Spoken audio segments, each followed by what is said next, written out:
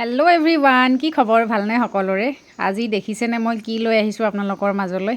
আজি আনিছোঁ কেঁকুৰাৰ এটা ৰেচিপি। আজি বজাৰত গৈছিলোঁ, বজাৰত পাই লৈ আহিলোঁ। মইনো কেনেকৈ বনাওঁ কেঁকুৰা আপোনালোককো দেখাওঁ বুলি ভাবিলোঁ ভিডিঅ' আকাৰে।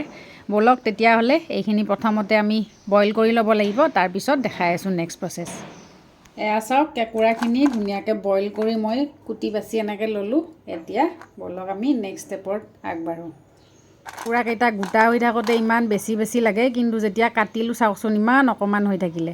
আৰু এয়া চাওক, কেঁকুৰাখিনি বাছোঁতে যিখিনি ভিতৰত সোমাই থাকে কেঁকুৰাৰ ভিতৰত, এইখিনি মই এক্সট্ৰাকৈ উলিয়াই লৈছোঁ। জুলীয়াখিনি এইখিনি মই ভাতেৰে এখন চব্জি বনাম, আপোনালোকে চাই থাকিব।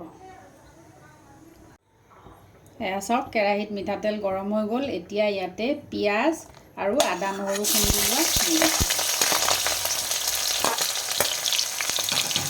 আৰু কেঁকুৰাখিনিও মই একেলগে ইয়াতে দি দিম।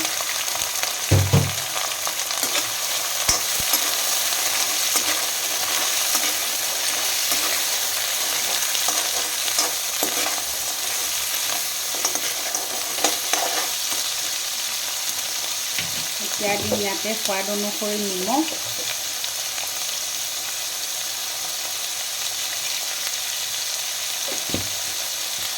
আৰু দিম এয়া হালধি।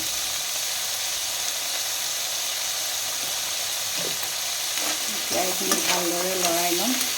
তেনেই চিম্পুল এটা সহজ পদ্ধতি কেঁকুৰা ৰান্ধি খোৱা।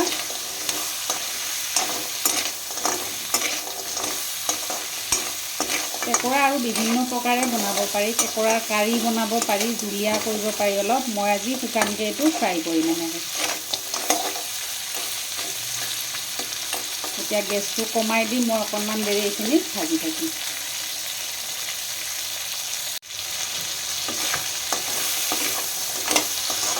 কেঁকুৰাৰ পৰা কি ধুনীয়া এটা গোন্ধ ওলাইছে। কোনে কোনে কেঁকুৰা খাই ভাল পায় কমেণ্টত জনাবলৈ নাপাহৰিব দেই। সকলোৱে কিন্তু কেঁকুৰা নাখায়, সকলোৱে ভাল নাপায়।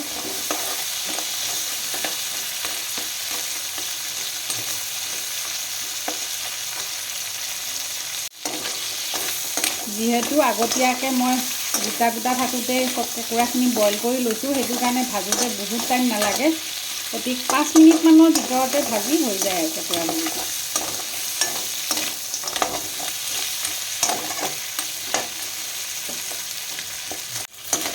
এয়া চাওক, আমাৰ কেঁকুৰাখিনি ধুনীয়াকৈ ভজা হৈ গ'ল আৰু এইখিনি এতিয়া নমাব পৰা হৈ গৈছে।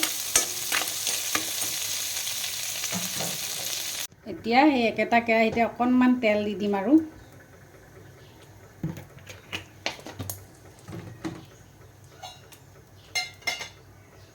এয়া দেখিছেনে, এয়া কেঁকুৰাৰ যিখিনি ঘি ওলাইছিলে সেইখিনি মই ভাতৰ লগত এটা ৰেচিপি আপোনালোকক দেখাই আছোঁ।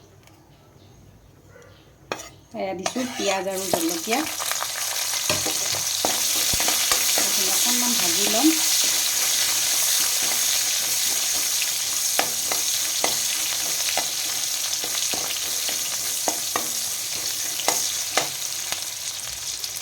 আৰু এতিয়া দি দিম ইয়াতে এই কেঁকুৰাৰ ঘিখিনি।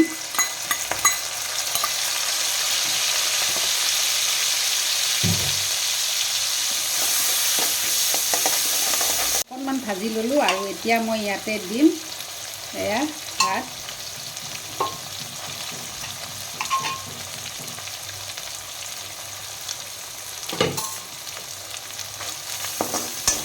এইখিনি ভালদৰে লৰাই লৈ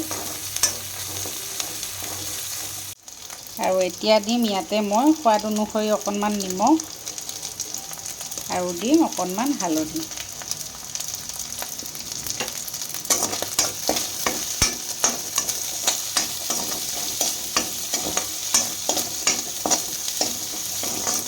এতিয়া এইখিনি অকণমান দেৰি মই ভাজি ল'ম। বহুত বেছি টাইমো ভাজিব নালাগে, নহ'লে ভাতটো বেছি ভজা হৈ গ'লে কেঁকুৰাৰ ঘিৰ যিখিনি টেষ্ট সেইখিনি নাইকিয়া হৈ থাকিব। আৰু অকণমান দেৰি ভাজিলে এইখিনি হৈ যাব।